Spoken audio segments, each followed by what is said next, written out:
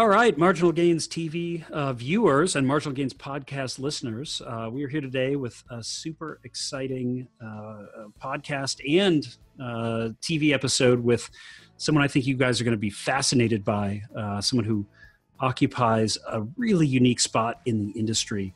Yeah, I think this one's going to be a lot of fun. So I'm with Sean Small from Ruckus Composites. Now, if you guys aren't familiar with Ruckus, they are really considered to be the premier composite repair facility in cycling, certainly in this country. And, you know, I think well, we'll let him say it, but I think you guys were maybe the first person I heard of doing composite repair. I know, you know, Craig Calfee was doing some stuff years ago, largely around his own stuff. And then you guys suddenly were there as like, hey, we'll repair anybody. Yeah, definitely. Yeah, Ruckus has been around for about 12 years. Well, I guess over 12 years now. We've been focusing on the repair side really for the last 8.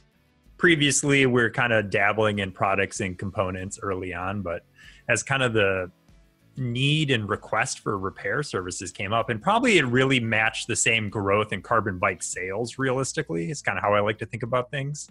Okay. You know, we've been growing our repair business and we've added quite a bit of staff over the years, and we process over maybe close to 2,500 customers a year. Whoa. Yeah. Whoa, that's impressive. So how many, I know not everything's repairable. No. So if you're processing 2,500, how many are you taking in? Boy, a little less than half, honestly. And that's for myriad reasons. Like sometimes things are just really damaged and we don't even want to take on the liability, or, you know, a lot of it comes down to just price. Some people don't. Everybody treats their bikes differently and has a different emotional connection. You know, we still repair some of the original Trek like 5200s, or, you know, we've even people like the original or the original giant Cadex frames come in every now and then, and you're just like, okay, people are still riding these, which is great to see, you know. Yeah. Or, you know, a lot of newer stuff. So it kind of always depends up on the person realistically. And we've grown our repair services. Like there's a lot of complicated repairs we are more difficult to take on. And we've grown the technical side of those repairs as well. Yeah. Awesome. So how big are you guys now, people wise? I mean, employees? Just 5. Just 5. Okay. But still, you can, that's a lot. I mean, that I think people probably don't think about how complicated and time consuming a carbon repair is. And I'll say, having done it, it's a whole lot harder to repair something than it is to make it in the first place. Yeah, definitely. So especially to do it right. Yeah. So take us through sort of your process there. And maybe I'll lead you with, you guys I have quite a bit of experience, most of it failure with ultrasound. Oh yeah. And trying to really accurately use ultrasound. And I know it was a year or 2 years ago when we kind of met, and seeing what you were doing was the first time I really saw it outside of the aerospace context, where it was like, oh wow, they're really making this work. Yeah. In a meaningful way. So yeah, tell us how that came about. Yeah, the ultrasound side is its own kind of like complex story. The bike industry is its own complex story, but for ultrasound, the aerospace world's been doing ultrasound inspection for, I don't know, as long as the technology's been around, for 20, 30, 40 years. The problem there is most of it's a silo of information. Like, you know, we're out in Portland, so we're near Boeing relatively, and they have a huge ultrasound facility up in Everett. But none of that really translates to bikes for multiple reasons. When we first got into it 4 or 5 years ago, you know, we worked with our equipment supplier, Olympus, and they're like one of 2 names in ultrasound. And we sent them samples, and they basically sent them back saying, honestly, the quality of the materials is so low that ultrasound doesn't work. And I would say, not to throw anybody out there, but like we sent to them the highest quality frames on the market at the time, and they're just like, these samples are unusable. Yeah. Due to material quality. And I was like, okay, so that was a little bit of a dead end. And just the change of geometry and the shape of the tubes is really the biggest thing you're fighting most of the time. But we got lucky. Our local ultrasound rep for that company, the sales rep, kind of a guy on the verge of retirement. So he had a lot of free time and just kind of took us on as a pet project, essentially, and would just like give us machines to use for months at a time. Oh, wow. And about that same time, I hired, who's still a guy that still works for us, that was an ultrasound technician in the steel industry. He went and inspected bridges. So he knew the equipment and how to basically run the equipment. But, you know, ultrasounding composites is so difficult. Yeah. There's just so many other things to consider, where ultrasounding steel or aluminum or any sort of metal is kind of, I don't know, it's really easy in comparison. And then last year, so we've been kind of growing our own program, learning more, growing, doing a ton of samples. Before we started doing it for customers, we probably examined 500 different samples, you know, trying to figure out it's mainly a signal to noise ratio thing. And you got to kind of like figure out what you're analyzing. We would create our own test coupons, analyze them, use different industry reference blocks, and kind of just so we could learn how to size damages and defects as well. Because that's super important for the repair side is, you know, we can find something, but if you don't know kind of where it is in the matrix or how far it spreads, it's not as useful. Yeah. And then we kind of started growing a couple of years ago. I guess at this point, I went through level 1 and level 2 ASNT classroom work, and that was 80 hours of classroom training. It was more of a formality at that point. And what I'm doing right now is I'm actually working with ASNT to be in their leadership program for the next 15 months to kind of be the future of non-destructive technology, hopefully for the and try to bring the whole bike industry and ASNT together is kind of one of my goals. That's still in development, but I just got my applications in and got letters of recommendations from other ultrasound reps from the training facilities I went to and some of our other customers. So hopefully that'll be in the works. And, you know, later this summer, we can start really bringing more NDT or non-destructive technology to the bike industry in a pretty meaningful way. Oh, that's fantastic. Yeah, because I mean, these things are, I remember 20 years ago walking, we were making the carbon fiber crank arms for Campagnolo at the time. Yeah.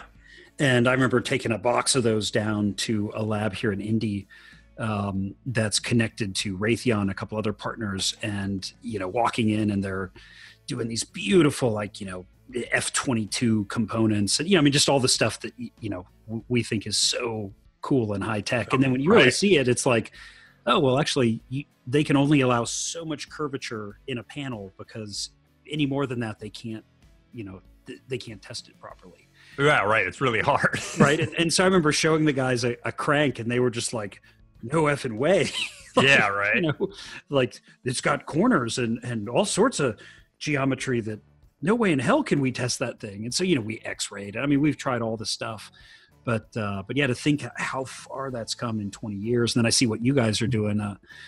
You know, I think for the listeners, one of the first ones I saw from you, we were kind of in the Hirobel acquisition and looking at clamp damage to frames. And I mean, you guys can see, and this is phenomenal stuff. It's like the frame maybe got damaged by a clamp and there's a crack. And then in the ultrasound, I mean, you guys can really just mark out, I mean, it looks like the clamp, right? Worth it underneath. Oh yeah. Yeah, totally. Because the failures generally on the inside of the carbon, I couldn't believe the level to which you could, I mean, really delineate the accuracy. It's super impressive. Yeah, it's been a fun journey. I'm glad we finally got it working. I mean, it was two years of kind of beating my head against a wall and trying to find information, and there's just all that is just proprietary information to the aerospace industry, and they don't preferably want to share. There's a little help out there, but you know, there's just not a lot of information. So what we've been doing is, I think our next big step is we've been creating all of our own gauge blocks and reference blocks with a couple of machine shops for composites, which they already kind of exist, but none of them exist compare for bikes per se. You know, yet again, they're mainly for like a fuselage. Right. And big flat stuff, you know, it's almost like painting. Big flat stuff it's a heck of a lot. It's a heck of a lot easier than painting a tube. Yeah. And you got to deal with a lot of different echo problems when you deal with ultrasound and tubes. So yeah, we're making some like tubular gauge blocks that highlight different damages. And some of the other studies we're working on is, you know, trying to see, it's always case by case, but try to see how much damage something can take before it really alters the failure characteristics. You know, just an interesting study.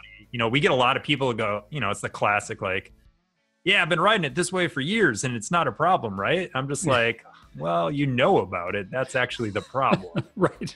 It might not be a problem yesterday. Yeah, right. But yeah, going forward, those are risky. Those are risky. So I guess let's talk about some of the stuff that you see. You know, we'll lead with, you know, I think our kind of meeting around this clamp damage problem with, I think people generally don't want to talk about. Nope. I cannot tell you, I've had so many great bike shop experiences where it's gone something like, well, that doesn't happen. No, never seen anything like that. And then kind of when it's quiet or you're alone, they're like, yeah, we had one of those last week. Right? It's like nobody wants to admit it. But it's out there. And I was shocked. I mean, you tell me, you guys see way more of these than I thought. Yeah, totally. Right now, we probably have two, I think, if I remember right, we have two in the shop right now.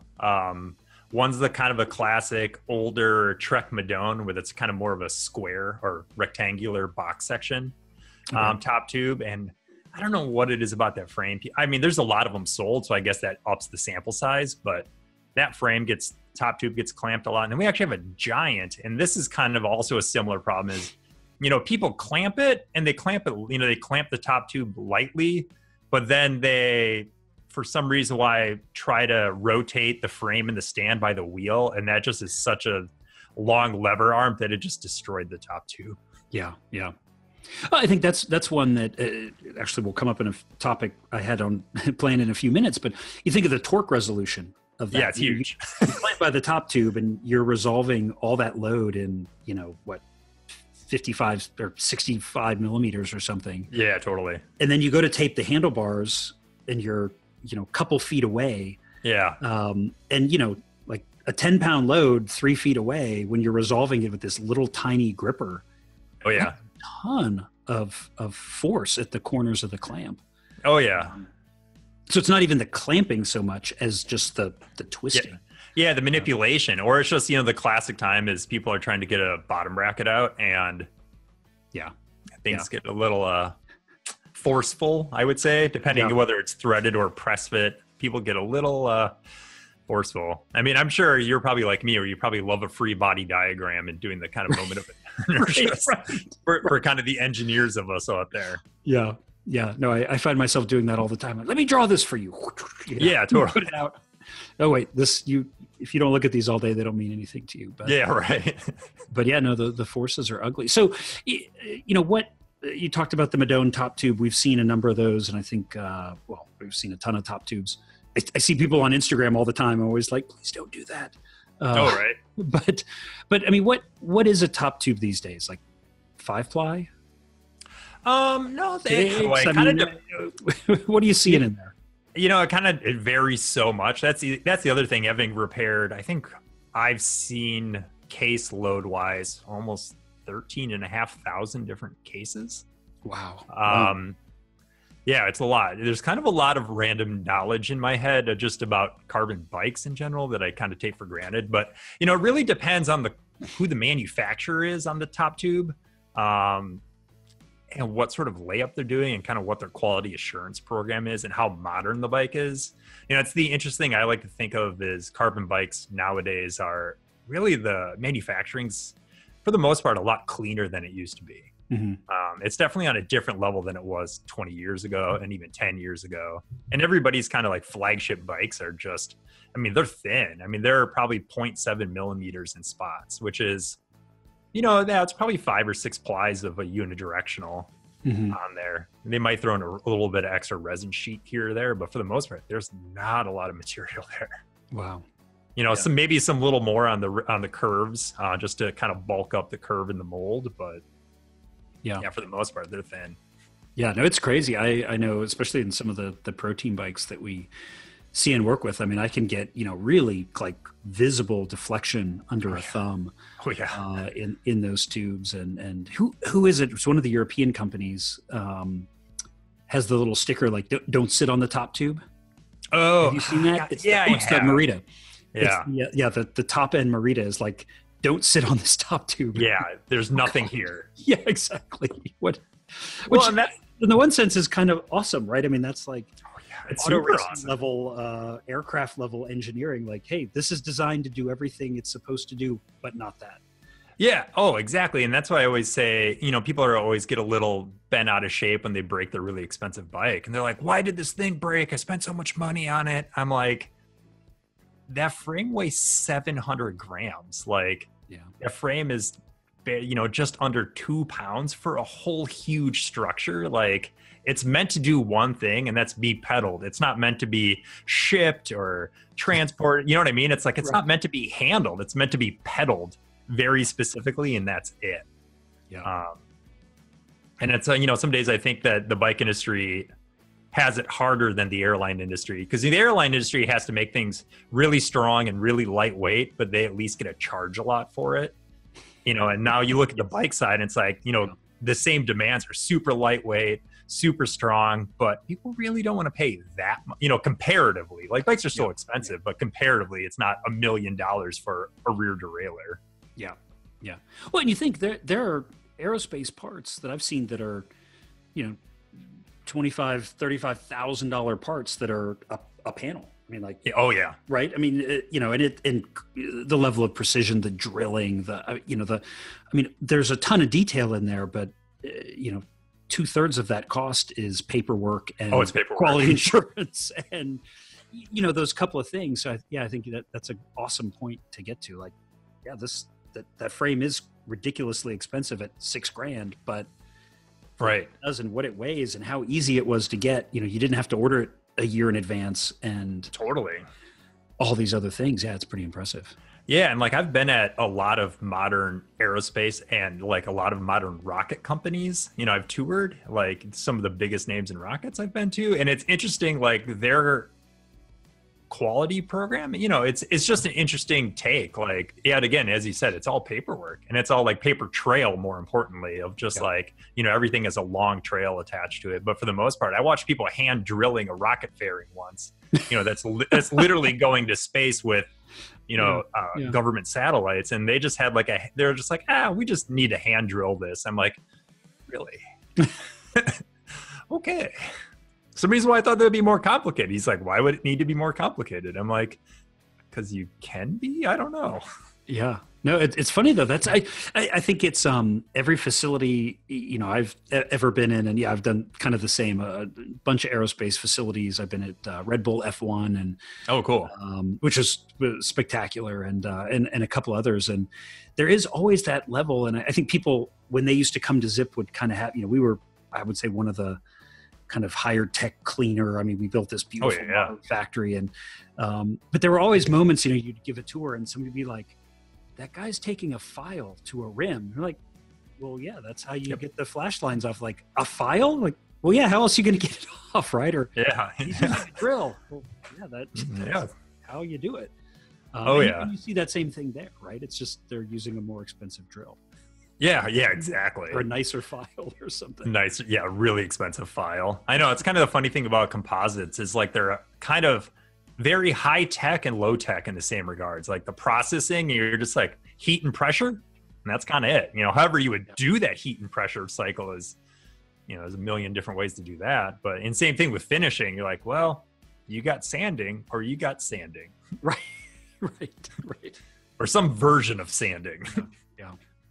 Yeah, which is the worst with car. I mean, that is the worst part of the whole thing, my opinion. I mean, no, it's everybody's opinion. God, it's we had a couple of employees over the years I know at Zip who just were like, loved it, like found really? and I think there's a certain personality to that, where like you just kind of see some gratification in making it consistent. But 99 out of 100 people spend 1 hour at that job and are like, kill me now. Yep, I'm done. I'm done. And yeah, it reminded me. Richard at Speed Play is a longtime friend of mine, and I was out there a couple of years ago, and he's got a guy who's been putting, the two little set screws that go in the cleat. Oh yeah, the same guy has been driving those set screws in there for like 10 years. That's impressive. All day, every day. And you kind of talk to him about it, and he's like, yeah, he's like, it's pretty awesome. I do, so many thousands of these a week. And he's like, I find that with time, I get my groove, I get consistent. You think like, wow, thank God for people like you.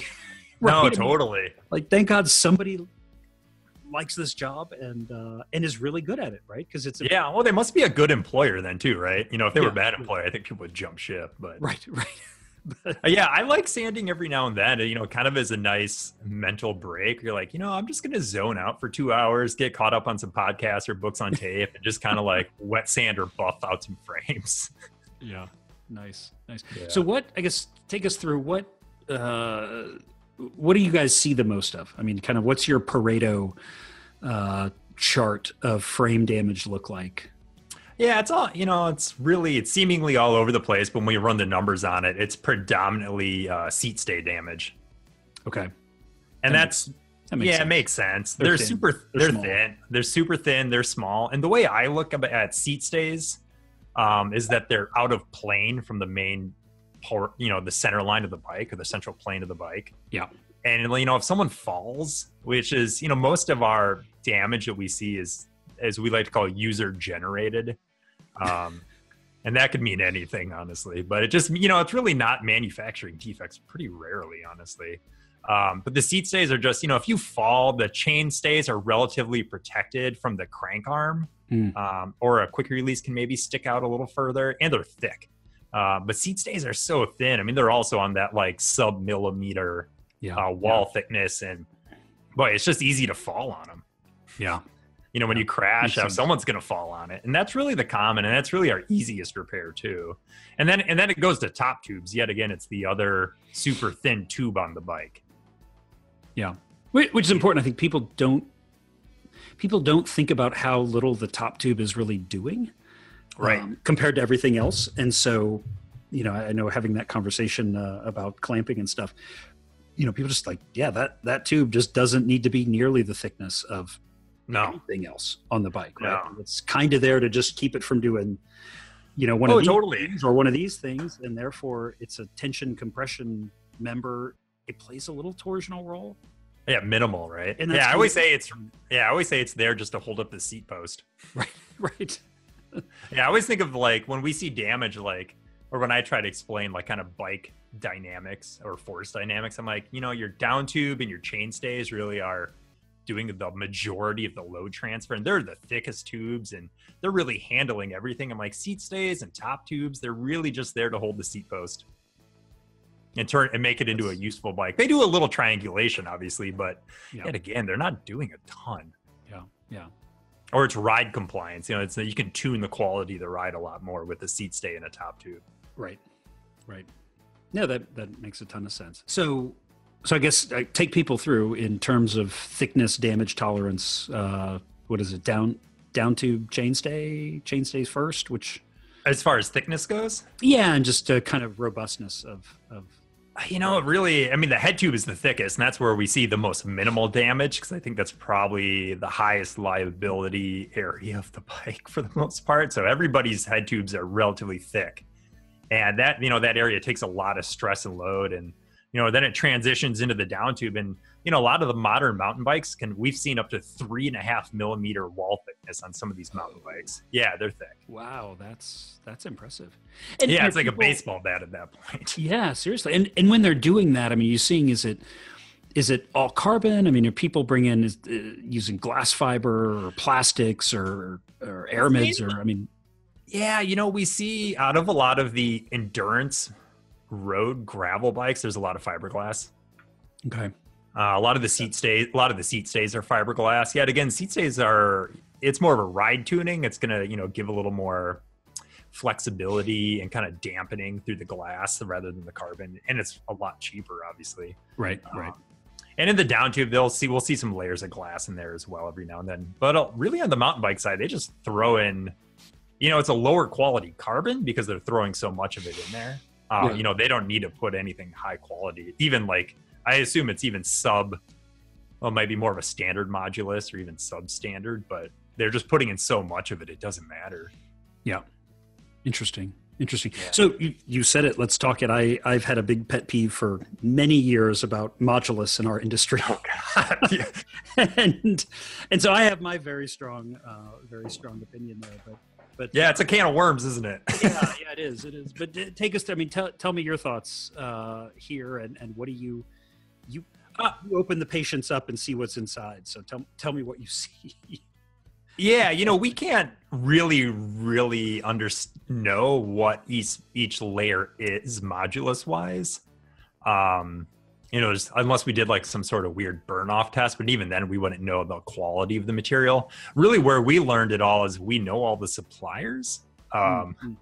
You know, whether it's Mitsubishi or Toray, it's like, you know, we work with their suppliers and their sales reps, and they're like, oh yeah, we supply these 9 bike companies, and this is what they buy. You know, everybody talks a lot. Well, and I think for full transparency, for those in the industry, I mean, there just aren't that many producers.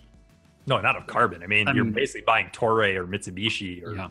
Well, but even of the bikes, right? I mean, of the big brands, we can probably generously call it 10 primary suppliers. Right. You know, it's probably more like 8 or 9, but I mean, we'll call it 10. Call it 10. Yeah, totally. But that's just not that many, right? I mean, there's 2-3 carbon producers. Right. There's a handful of resin producers. And there's a handful of factories that do the final actual carbon manufacturing. Right. Yeah. And then, you know, you just go to these places and you see like, oh yeah, that your factory head is now your factory and your engineer is now at this guy. And everything's very fluid. Yes, all the time. But when you go to the factories, it's quite common. I mean, you will see 3-4 big brands.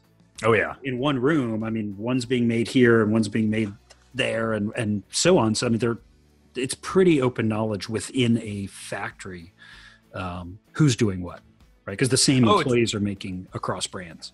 Yeah, and that always has interested me just from an intellectual property standpoint, because you see some, like, we'll see some unique things, but you're just like, I always wonder, like, what is the legal, you know, IP, if there is any, you know, attached to any of these layups, you know, everything. Some people claim some interesting layups that, I don't know, don't really translate to anything, but then we do see some cool things. Like, there's a couple of mountain bikes, I don't think it's bad to say, but like, we got a couple Yetis in. And the thing I like about some of their layups and some of their higher impact areas is every 4 layers of unidirectional, they throw in a woven layer. Yeah, interesting. Yeah, and I thought that was great, honestly, because that really will help mitigate impact damage. Yeah. You know, the cross hatching on the woven fiber just, you know, you can still hit something pretty hard and break it, but it's going to mitigate how far that damage really goes on its own. So they throw a couple layers in every now and then, and you know, it's kind of smart, I think, for their lineup. Yeah, that is clever. Yeah. Yeah, they don't care about weight per se, so it gives them a little more freedom. Right. Well, which I think it speaks to the trade-offs here, right? I think people don't always think about these trade-offs, right? You want the lightest, stiffest frame. Well, as you get closer and closer to that line, all these other things fall to the wayside. Right? Oh yeah, damage tolerance and damage the mode, the failure mode. Oh, totally. Becomes a big issue. And so, well, it's back to your modulus question. You know, people ask, you know, like, oh, this bike's made with ultra high mod. I'm like, it would not be rideable if it was. Yeah. Like, and it would be $40,000. Right. You know, if it was actually made from like I tell people, like, I can get it. It's crazy expensive. Yeah. And I do not, like, you can't even barely bend the uncured carbon without fracturing some of that stuff. Oh yeah. Yeah, no, it's, you know, even the high mod. And then, you know, we mainly work with standard and intermediate mods for repairs, because that's, in my opinion, what all these bikes are made with anyways. So yeah. You know, my experience with a lot of factories, seeing bikes made and talking to them, is that, you know, typically there's a couple little coupons in, and I think it's probably not going too far to say, you know, a lot of these bikes and these factories, they might um, they might essentially have 3 models that are the same model, and they're weighing them at the end of the line. Yep. And the light ones go to the high mod stack, and the heavier ones go to the basic stack. I've definitely have heard that. And so, and I've definitely seen it firsthand. But I think one of the things they do is, different carbons work better in different places. Oh, definitely. And so, if every frame's got 2 coupons of, MR60 or something, right? In a chainstay area, then you can legitimately at the end of the line say, "Ooh, this one's really light. We're going to put it in the high mod pile because it's got high mod in the, it's got the good stuff in the chainstay." But of course, they all have that. You're just not necessarily paying for it, or you're paying for extra resin in the cheaper frames. Is I think a lot of what I see. And then there are absolutely companies out there that do different layups for different models. But I would say there's probably fewer of those than the other, from my experience. Yeah, we kind of see it in every, we've seen everybody's everything at this point, even some of the most random niche bikes ever made. Even like we've had the most random like European bikes, custom bikes, you name it. And I think everybody's like top end flagship model right now is pretty impressive realistically. Like just the cleanliness on the inside of the bike, we'll show the endoscope inside, or, if we are cutting the bike up for whatever reason, you get to see the quality. Or that's the other fun thing with ultrasound is it's really easy to track quality. And, it's like when they're curing carbon and however they're pressurizing it, whether it's a bladder or foam or whatever, it's pretty easy to have your carbon drift sometimes. If there's like a little pressure concentrator, it'll slide some of your material around, which can be bad because it takes it from somewhere that needs it. And, some of these new high-end bikes are just, the quality's like, really impressive. Like I'll scan it and just, as I'm going through a top tube, I can see every single layer change. It's like, here's where they increase the layer thickness up 1 ply. Here's where it is over here. Here's where it is over here. And honestly, it's pretty cool to see that. It's just like the level of craftsmanship, it's all hand laid at that point. The level of craftsmanship on these, $6,000, $7,000, $8,000 frames it's pretty cool. Oh, that's cool. Yeah. It has been amazing to see. And I know, coming from the early nylon bladder days, right, where you just have wrinkles in the bladder, right, which means you've got excess resin in places, and you've got to be really careful because stuff can move, and of course you're always dealing with gravity, right, which there's just so many complex issues. And you see some of these frames cut open or whatever, and the work, and I think a lot of that's the mandrel technology, right, the foam core and some of the silicones and the silicones are great. That's tremendous. So that's right. So are you, and I'll give you the out, but do you have like, if you were going to go put your own money down on something, do you have one that would be like what would I buy? The one?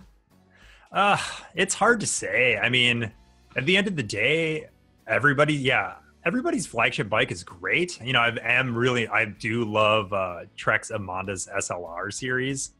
They're the fancy ones. And the same thing with the new S-Works is like, they're phenomenal as well. And like, they're light and just the quality when I scan them, it's consistent.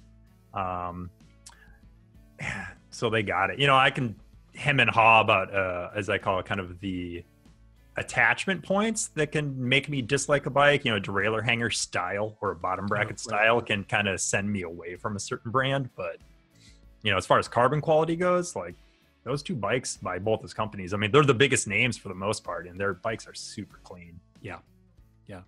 I got to play with one of the cut in half Imanda about a year ago, and like the way they do, like you said, the stair stepping and the stacking, so clean. It's really just beautifully done and really well thought out. I mean, you look and go, I see exactly what you were doing here. Well, I kind of look at it as a Trek and Specialized are, they got the most actual engineers around. That's true. That's true. They got the most people there to really do it right. No, that's great. Let's we mentioned it earlier, but let's talk torque. Oh God, I got a torque wrench right here. We have been going back and forth. Oh, nice. Yeah, I mean, this is one I know that I think kind of like the clamp damage, there's still a lot of people out there who are like, no, I've used torque all my life. Doesn't, I don't need it. But I think you see it. I certainly see it. I mean, my God, the damage that can be done. But I think too, it is, we are not using like M6 and M8 by 1.5 hardware anymore. Right. And you get some of these stems with these, 4 millimeter faceplate bolts and things. And you just think of for a given amount of torque, the bolt tension is so much higher than it used to be because of the fastener choice. And then you've got deformations and everybody's trying to fly that much closer to the sun in terms of getting their weights and stuff down. So let's, you see it way more than I do because I've been out of that side of the business for a long time. Talk to me about torque because it's the big things that we see. That's one of our other common damages. Nothing we would fix. It's just people crushing the steer tube on their fork. Which I will say, in one sense, is kind of impressive because a steer tube is like it's 3 millimeter wall thickness. It's thick. Like you think of the amount of force it takes to really crack and crush a steer tube is it's impressive. Unbelievable. It's impressive. Yeah. Oh yeah.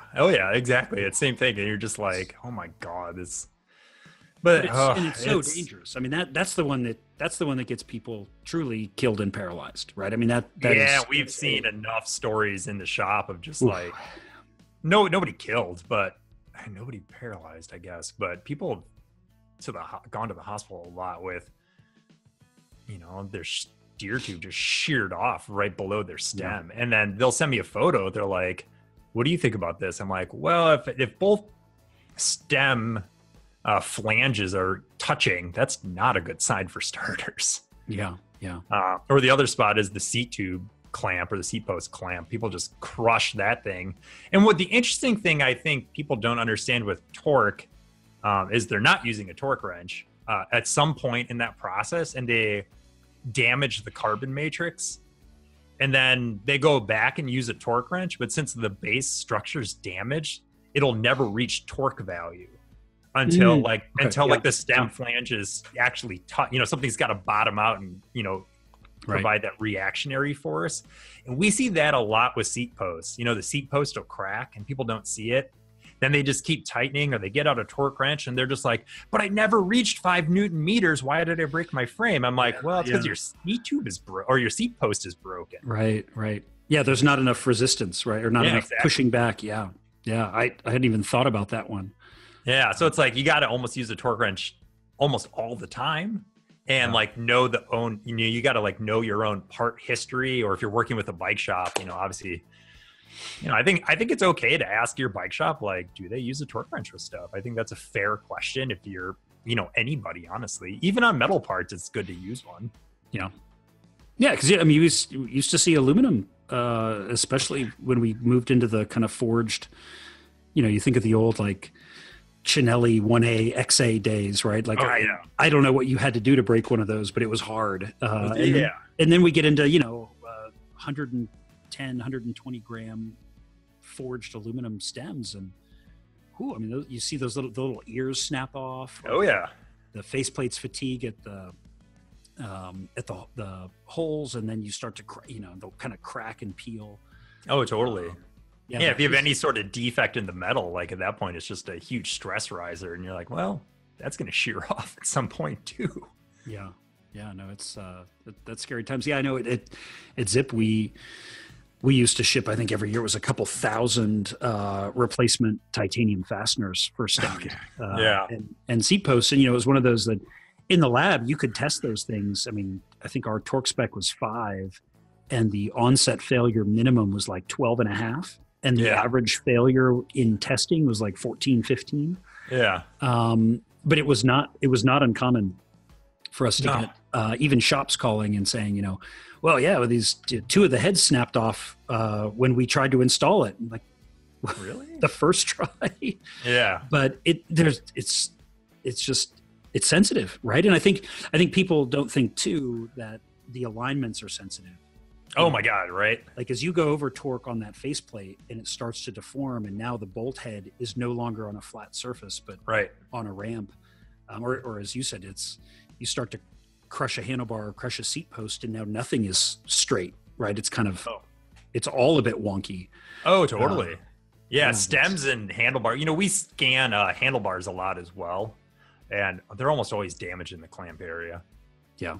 You know, it's kind of interesting to think about why. One of my long-term studies is I want to study if I had like infinite time and pointless money to actually just, if Ruckus could run itself and I could just be like a failure analysis or analyzer. Analyst. That's what I want. I would just love to study like different stem faceplates. Yeah. And see like, how does that failure mode work over time in real life? You know, yet again, we see so many unique experiences, and that's where our viewpoint's really interesting, is we're brand agnostic. You know what I mean? We don't sell anything. So all we do is like, I have no opinions technically about anybody. It's more about, is this good or is this bad? I don't know. Right. Which is, I think, what makes you so fascinating to talk to, right? Yeah. Because I think from a general science learning perspective, that should be all of us, right? Right. I mean, in an ideal world, we should all be both brand and solution agnostic. Right. I don't care what the solution is. I just want to know what is the best solution, and then let's utilize that. And that's a totally different way of approaching a problem than, you know, being the brand that developed the solution, and now it's part of my marketing strategy, and I got to sell it. Well, it's like everybody's wind tunnel testing. You're like, yeah, our wheels performed the best. And you're like, okay. Everybody says that, so I don't know. Well, I think, you know, you get back to talking about testing. You know, there's so few real industry standards for stuff in general, right? And you think of even a lot of the testing, the test protocols are, you know, fix it here, load it here, right? But it's still, there's a million ways to build that machine. And, you know, I know from my time of working on design build of these things, even wind tunnel tests, you know, you go in, you develop a protocol, and then you make the fastest thing for that protocol. You know, I've always said, I think everybody's telling the truth when they say they've got the fastest wheel. Totally. Because they all have a different protocol, right? Yeah, totally. And it's the same thing with, you know, I think a lot of this frame testing and things like that, yeah, if your machine loads it in this way or allows it to be free here and fixed over there, or you know, vice versa, that's going to drive a different result. Yeah, it's never apples to apples, is it? Yeah, and in a good way, I think that allows, or has allowed, a lot of the companies to come to some at least slightly different solutions. You know, I feel like we're kind of at a convergence point where definitely are starting to look maybe a little too much the same for my liking.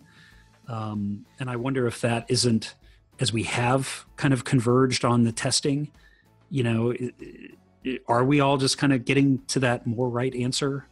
Yeah, totally. Right. It's hard to say. Yeah, it's hard to say.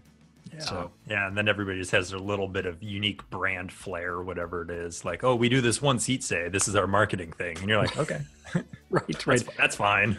Yeah. Yeah. It's the Pinarello, right? Yeah. You know, why do you have that zigzag thing? Well, because that's our thing. I mean, asymmetry. They love it. Yes. Yes. Okay, sure. Yeah. But it works, right? You can see that bike from any distance and go, oh, that's a Pinarello. It's very recognizable, I would say. Yeah. And people love them. You know what I mean? I'm not going to, as long as people love their bike, I don't care what people ride personally. You know, it's like, if you love it, it's yours, go for it. That's excellent. Speaking of, what do you ride? I make all my own bikes, not surprisingly. Nice. Okay. So we'll have to get some pictures of this. Yeah. For the site. So tell me, what are you riding now that you've built? You know, my main bike that I still ride a lot, I built it 6 years ago. I've been riding and racing probably 15 years. I used to race on the road, and then I raced mountain bikes and cross country quite a bit, and raced cyclocross for a long time, and kind of took a couple years off and getting back into gravel. But I've always personally have hated cyclocross bike geometry, for starters. And I've always been a big proponent of disc brake and hydraulic. So I don't own a single non-disc brake bike either. And but I love like road bike geometry. So about 6 years ago, I created my own. It was kind of before the gravel bike craze per se, but it's kind of like, it's modern now, but it was kind of a advanced gravel bike, more of a road geometry, but with a slightly taller axle to crown than like a cross fork, but it doesn't have all the cross fork geometry, and it's all disc brake and Shimano Di2. And, you know, I honestly still ride the heck out of that thing, and it's still my favorite bike just because it fits me perfectly. And then what I'm building right now is kind of a clone of that bike in a sense, but I bike commute every day, and it's about an 8-mile ride each way. So I'm building a super commuter. Oh, nice. And yeah, so it's kind of based on that same geometry, but I changed the head tube angle and the fork just slightly because I'm building a carbon porteur rack into the fork itself. Nice. So it's a all honeycomb panel rack on the front plank. Yeah, it's all these carbon. Oh man, you're making me jealous. Carbon fibers by chance? Are you eventually? Okay. Ooh.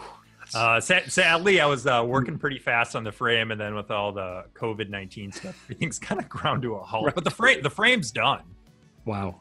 So we already fabricated the frame, and you know, it's got all the flare and stuff that I like, and I did a Di2 Elfine group on it too. So it's kind of like a super commuter, all weather. Yeah, kind of setup. And then the fun part is I'm using the TRP single speed brakes, but I disassembled the hoods and 3D printed new hood bodies and integrated the Shimano blip shifters or the track shifters into the hoods itself.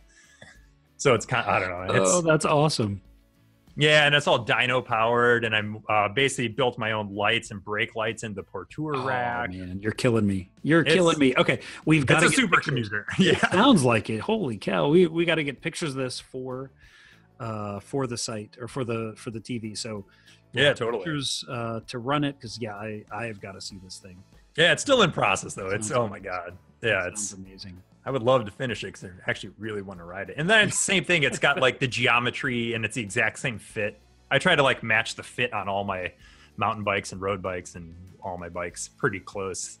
And so that way I can actually use it as a road training bike. If I want to, you know, go out for an extra 20 miles on my way home from work, I can. Nice. Oh, that's awesome.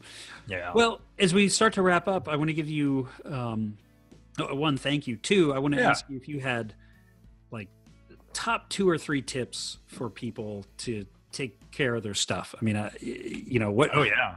Like what are your top tips for not ending up with your frame at Ruckus Composites for repair, other than, you know, don't crash on it, don't fall on it, because that's always a big one. We've all been there.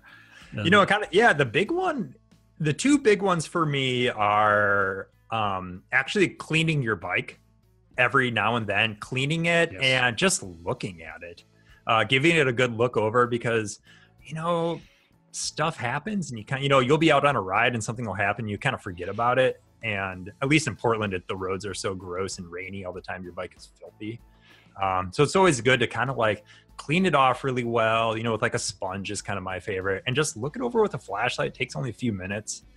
And if there's anything weird, just take note of it and be mindful of it. And the other big one is we see a lot of damage of just components set up wrong. And, you know, it's kind of like a customer will kind of come to us with just riding along. They're like, I don't know, I was just riding along, my derailleur hanger fell off. And I'm like, well, derailleur hangers generally don't just fall off. And I try to like do the reverse forensics of being like, you know, what was the mode of something falling off? Right. You know, was it loose or has it been bent? Or, you know, and that's kind of the other thing. It's just kind of getting into your shop for service, or if you do your own service, making sure things are good and safe and aligned and working, I guess, operating correctly. And kind of just the other safe one is just, using a torque wrench helps prevent any damage as well. You know, it's good. It's a good tool to use, and it actually really helps prevent some pretty serious, you know, bad accidents that could happen. Yeah. Nope. Agreed. That is awesome. Well, Sean, thank you so much for being with us today. It's really my pleasure. And for everyone out there, please, we'll drop a link below to Ruckus. You can go see some of the amazing stuff that they do. I still am just in awe. Some of these before and after pictures that you guys post. It's like, I cannot believe that that is the same bike. Yeah, my staff is really talented, and they've all been around for quite a few years. So it's amazing what they can recreate. Oh, it's just brilliant. I love that you get to be surrounded by people like that. That's so awesome. Yeah, it's a fun place to work. Yeah, I'm sure. Well, thank you again. It's been a pleasure talking to you, and hope to talk to you again soon. Yeah, likewise. Thanks for having me on. Thanks. Yeah, thanks.